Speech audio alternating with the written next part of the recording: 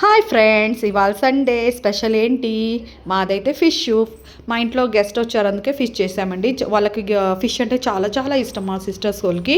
First చేపలు బాగా కడిగేసామండి.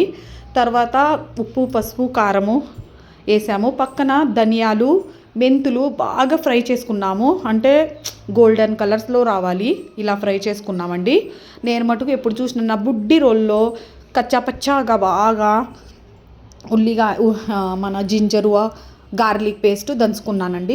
అది కూడా పేస్ట్ వేసాను. బాగా పచ్చిది అన్నీ కలుపుకున్నాను. నూనె వేసాము, దాంట్లోనే చింతపండు పులుసు బాగా బాగా తగిలిచ్చామండి.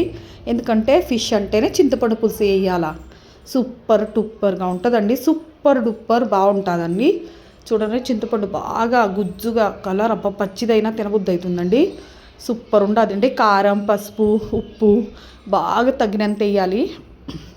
కొంచెం కారం బాగానే ఉండాలండి, ఎందుకంటే లాస్ట్ దాకా కొంచెం సూపర్ ఉంటుంది.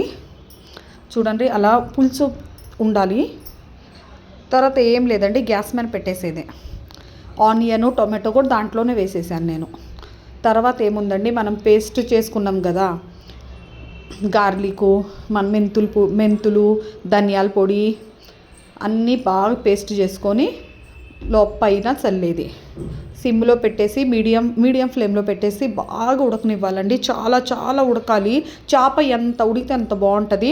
లాస్ట్లో మనం కొత్తిమీర జల్లేసుకోవాలండి. చేప చాలా దూడు ఉడికిందండి. బాగా ఉడికితేనే చేప ఆ టేస్ట్ వచ్చేది. చూడండి, చేప ఎంత క్యూట్గా బాగా తయారైందో.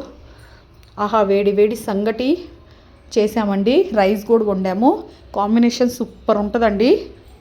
చాలా చాలా బాగుంటుంది రైస్లో కానీ మన సంగట్లో కానీ. ఓకే అండి, బాయ్ బాయ్.